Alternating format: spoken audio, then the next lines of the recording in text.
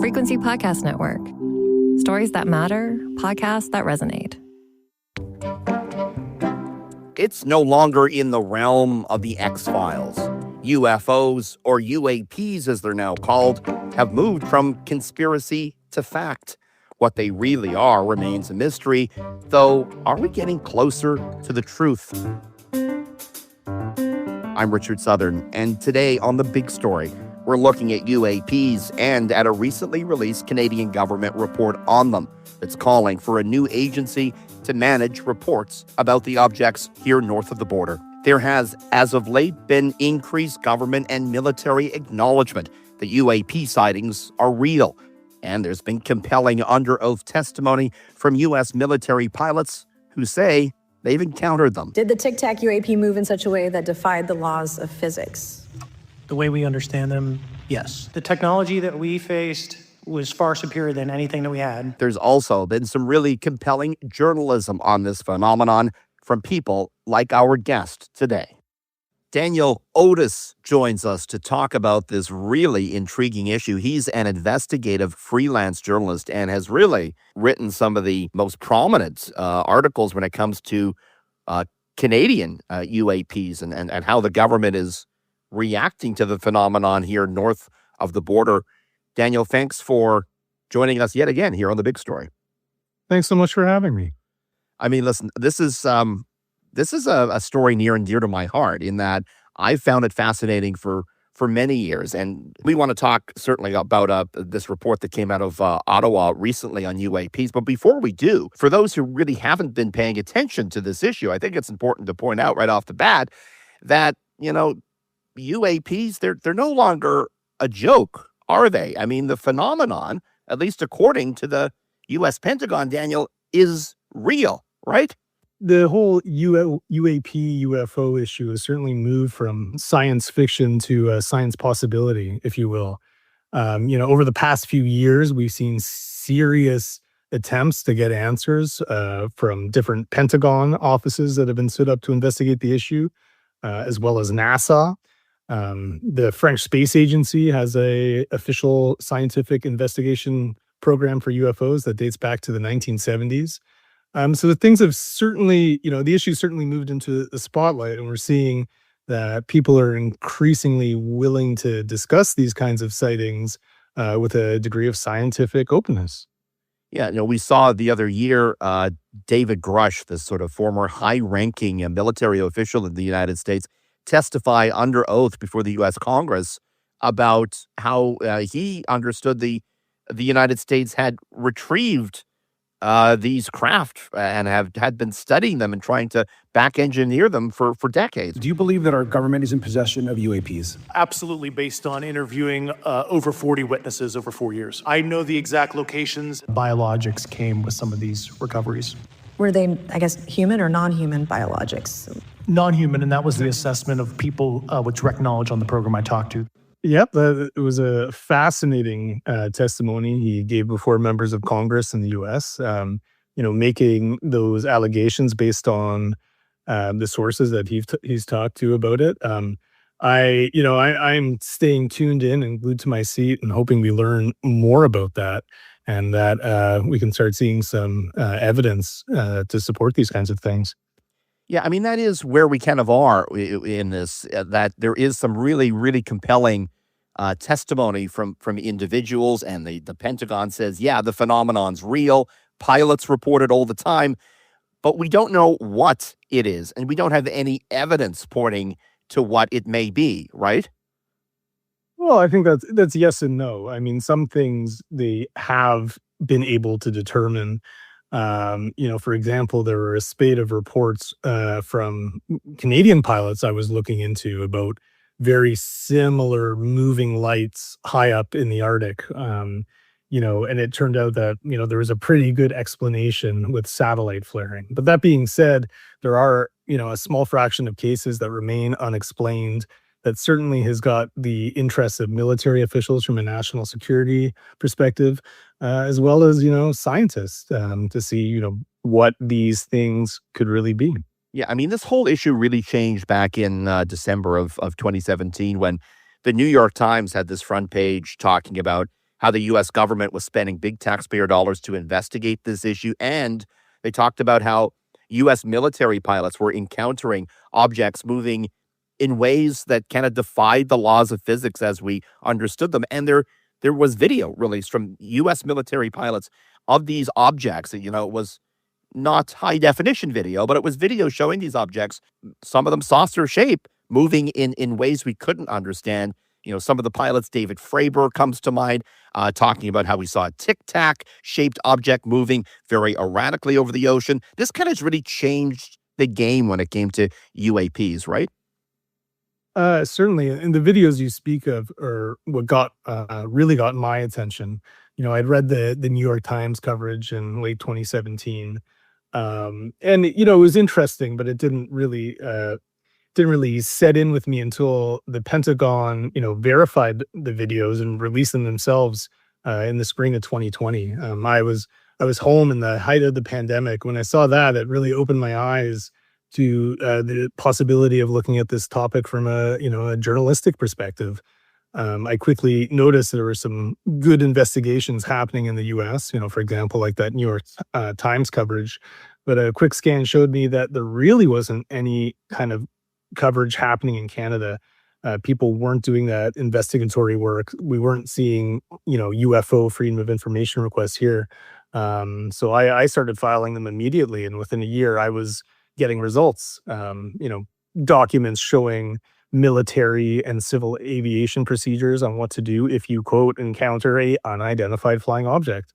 Reports started coming in from Canadian pilots, police officers, military personnel, civilians too, just to show the highlights that, this is really something that, people make sightings.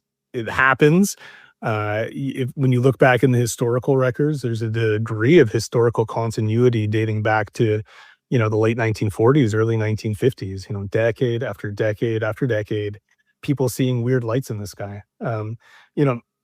Sort of diverging from your question a bit there, but when you mentioned those videos, that's what did it for me. That's what made me want to investigate this as a journalist and use, the tools at my disposal to try to shed a little more light on the subject here in Canada. Yeah, you've done some great work when it comes to this phenomenon in Canada. I mean, what was the most interesting thing you found as part of your journalism on this? Oh, that's a tough question. Certainly a lot has been fascinating, but I think it's the totality of it. Seeing that degree of historical continuity, seeing people reporting similar types of things. I think maybe one of the more interesting ones I found was zeroing in on a Canadian military NORAD base in North Bay, Ontario. That base is actually, if a commercial pilot on Air Canada or WestJet spots something unusual, the notification goes to that very base.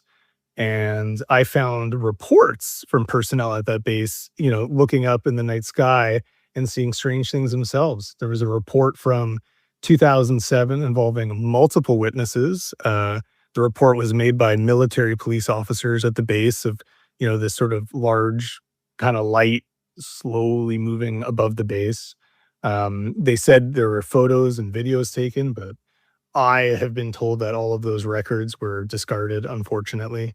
And then at the exact same base in 1955, there was another sighting involving multiple witnesses. And the sighting from the 50s was the weirder one. It was something that was moving in a more erratic way. I think, looking at that base, its function and the sightings and the history, for me, that was one of the bigger ones. And it just to demonstrate, how long these kinds of things have been going on and how long they've been unanswered. Yeah, you talk about, seeing continuity with this stuff when you look back decades. And that also, to me, is really what's fascinating. And you mentioned, sightings around military bases. We've seen that a lot, that these UFOs or UAPs, whatever they are, seem to be very much focused on military installations and very much focused on nuclear installations, right? Well, there's been anecdotal evidence linking to it. One would also have to assume that, military installations have personnel guarding it, looking around. Perhaps they're more likely to document these kinds of things.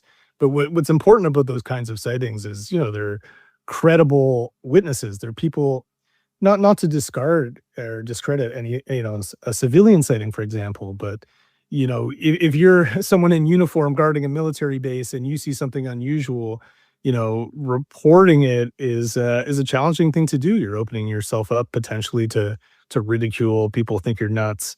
And the people that see these things and go through and do what they're supposed to and file those reports, it just makes them seem so interesting. And yeah, we've seen in the US, there's been reports of UFO type things around, nuclear missile silos or nuclear powered aircraft carriers and things like that. It's absolutely fascinating, and I've filed requests to see if there's a similar connection in Canada, particularly with the nuclear angle. I filed a request with Ontario Power Generation in March 2022, and I am still fighting them to get the results of that one.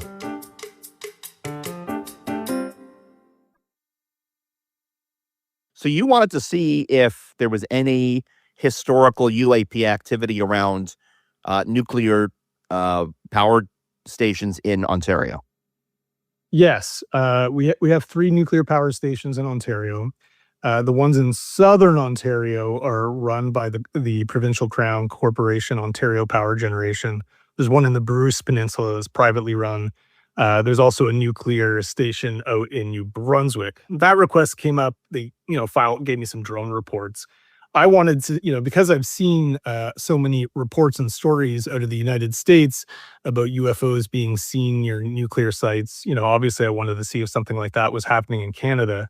So I filed a request, looking for a year's worth of these reports at the 2 nuclear stations in southern Ontario near Toronto. And they came back and told me that they wouldn't release a thing, period. I have since complained, and this is actually, I was able to retain pro bono legal counsel to help me through this process because Ontario Power Generation has hired outside counsel to fight me on this one. And we're waiting for the Information Commissioner of Ontario to issue their ruling on this. It's been over 3 years of back and forth trying to get these reports from these nuclear power plants. They're saying essentially that releasing these would, could compromise security. I'm saying, release redacted documents. Obviously, if something is in there that compromises security, redact it, of course. But I think a sighting of an unusual light or object in and of itself is not a security concern. But we'll see how this goes. It's been a long, drawn out battle, and I really hope to see these reports because they've confirmed that reports do exist. Yeah, we'll have to have you back on the big story if and when you get your hands on whatever information might come out of that. I want to talk to you about kind of what's been in the news lately on UAPs here in Canada, and it's a report that came out of Ottawa, one that you were actually mentioned in. Tell us, Daniel, about how Canada's top scientist released a report on UAPs. Yeah, so just I guess it was July 14th, this report came out from the Office of the Chief Science Advisor of Canada. The Chief Science Advisor runs an arm's length advisory office, that provides scientific advice directly to the Prime Minister and as well as the Minister of Industry and Innovation. And what's that whole title? Anyways, so they, in about 2022, they started looking into this issue and they launched what was called the Sky Canada project. And it culminated in this about 80-page report that just got released. They don't look at UFO sightings themselves. They make it clear they're not trying to prove or disprove the existence of extraterrestrial life. But what they wanted to do was, take a survey of what UFO reporting mechanisms look like in Canada. If someone files a UFO report with officials, what happens? They wanted to see what that sort of procedural landscape looked like, and then offer recommendations for improvement. So they quickly learned, and I did provide information in some of my reporting to them to help them along the way. But it became apparent that yes, there are different Canadian governments and provincial departments and agencies that regularly receive UFO reports from the public and others. I mean, Transport Canada gets them. The Royal Canadian Mounted Police is often the first point of contact. The Canadian Space Agency gets them. The Royal Canadian Air Force gets them. And in, the vast majority of cases, few details are collected and there's little to no follow-up. The big thing in this report were the recommendations, and the recommendation was to basically to standardize, collect, and investigate UFO reports. They recommended that there become a new Canadian body. They suggest it could be housed within the Canadian Space Agency, for example, that would standardize reporting, collect them, and investigate cases, similarly to how the French do it out of their space agency. Do you think Ottawa will the Prime Minister's office will follow these recommendations? It remains to be seen. I've reached out for statements. The only federal body that actually seemed enthusiastic was the Royal Canadian Mounted Police. Considering, they're responsible for policing for most Canadians. They are often the first point of contact for people who see things that are unusual. And, in a statement to me, they essentially said that we're happy to coordinate with the Sky Canada project so we can, pass these reports along and focus on what our core mandate is, which is policing. But, in today's economic environment, I don't know. I think to have these recommendations really be adopted, it needs a political champion. The issue certainly had one in Manitoba Member of Parliament Larry Maguire, but he recently retired from politics. He decided not to run in the last federal election. He was a very outspoken voice, and his advocacy is, partially responsible for why this whole Sky Canada project from the chief science advisor was created.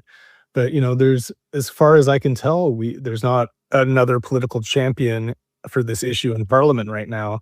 And without someone clamoring for these recommendations to be adopted, I don't know. I'm not holding my breath. I think it would be fascinating to see it happen. But considering other priorities of the federal government, like all the challenges facing us from south of the border, it's hard for me to see any political capital in investing in something like this. But It's a little I think it should happen. yeah, absolutely. I mean, it's a little bit different in Washington, D.C., where there has been some efforts to pass legislation to force the U.S. government or the U.S. military to divulge what it may be hiding on this subject. Those efforts, though, haven't really been successful yet, have they? Well, I mean, in the U.S., there's multiple people in the Senate and in in the House of Representatives who are willing to talk about this issue and to bring it to committees and to have hearings and things like that. That hasn't happened in Canada, but the political climate is so different there too. Politicians, MPs, they generally toe the party line in Canada, whereas in the U.S., a lot of politicians aren't afraid to speak out against what's going on with other members, other parties, the government, etc. There has been some progress in the United States, but their current effort is wrapped up in the Pentagon, and because it's has a national security nexus and how they're investigating this, it means that data does not really become available to the public. The current UFO investigation body in the US is releasing annual reports, but if you read them, they're sort of top-down summaries. They don't really provide a lot of details on the sorts of things they're looking into. Through the freedom of information system as well, anyone who's trying to get information and get some transparency on this issue, there's freedom of information requests can be denied on national security grounds. That's why I found this project from the chief science advisor so exciting. Because open data and publishing their findings and making everything available to the public, it was a real big part of what they were recommending, which is an inherently very different kind of approach than what we're seeing out of the Pentagon. Daniel, from what you found in your reporting, is Canada a hotbed for UAPs? They certainly haven't investigated reports in every country around the world.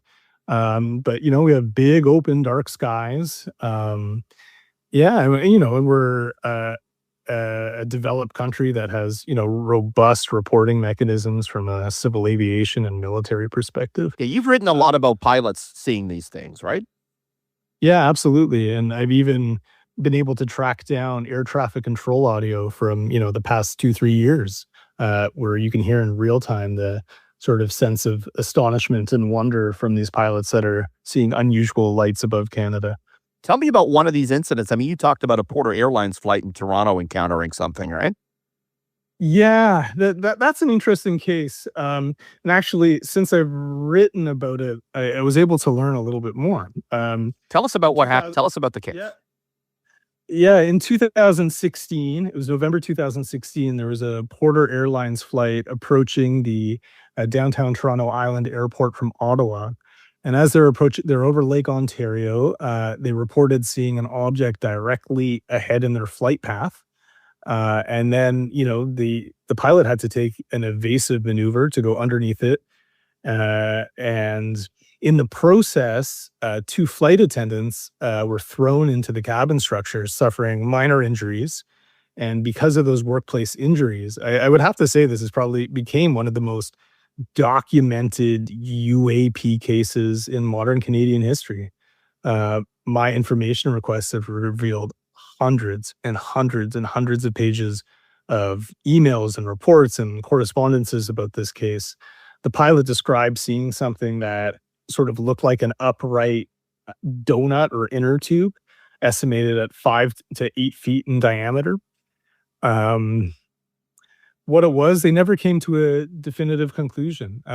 Since I wrote about this, I did find some emails from the pilot themselves who were describing, possibly it could have been like almost like a helium inner tube with like a drone mechanism in the middle. They shared some photos of that, and he said it kind of looked close, but not exactly it. And it basically remained unsolved, but it became so well documented because of the workplace injuries sparked a transportation safety board investigation. If had there not been the injuries, it probably would have been a 2-line report, and that's the end. Yeah, it kind of leads me into my last question, and it's always the ultimate question when you talk about UAPs. And yes, it might lead us into the realm of speculation, which we don't love to do, but I got to ask, like, what do you think these things are, Daniel? I would imagine that 1,000 people are seeing 1,000 different things. I recall camping on Lake Erie and someone excitedly running about there being UFOs in the sky. And I ran out, and they were those floating paper lanterns, which I was familiar with because I spent years reporting in Southeast Asia. I'd seen these before. This person hadn't. We interpret things based on our experiences and, what we've watched and seen. But, some reports are just seem so extraordinary and so, beyond typical explanations. One really has to wonder. I think the jury is out. I'm not a person who's come to a definitive conclusion, but yeah, I think lots of people are seeing lots of different things. And if some of those explanations are, extraordinary and otherworldly, I mean, we live in a really big universe. I think, and we don't really understand the nature of our reality in many ways. I mean, I want to ask you too, do you think we'll ever find out the truth on this? There are those that seem very confident that the government, be it in the United States or Canada, might be withholding information on this. Do you think we'll ever find out the truth, Daniel? I don't know. From the military perspective, why would they want to share that? That's the sad reality here. I hope so. I certainly hope so. And there are those, yeah, like you said, who say, the United States holds, material from down crafts, including biologics. I mean, if that exists and if that evidence is out there, I certainly think it ought to be shared with the public. Withholding that kind of mystery is fantastic. Withholding that kind of information is a real disservice to humanity. But I mean, at the end of the day, if my reporting comes to the conclusion that humans on their own have developed a new energy and propulsion system, for example, that could revolutionize our world and end our dependence on fossil fuels. I mean, there's another absolutely extraordinary outcome. It's not aliens, which maybe some people be disappointed. I'm still digging. I'm going to keep following the evidence wherever it goes. And if the U.S. government or other officials are holding that kind of information, if you're listening, make it public. We deserve it. Daniel, keep doing the great work that you're doing. Daniel Otis, investigative freelance journalist. Thanks for joining us, Daniel, on The Big Story. Thanks for having me again. And that was The Big Story. A reminder, you can send us feedback on this episode or on any episode by emailing us at hello@thebigstorypodcast.ca or leave a voicemail at 416-935-5935. You can find us on the Seeker app, that's SEEKR, or on all your favorite podcast players. Please rate, review, follow, and share. I'm Richard Southern. Thanks for listening.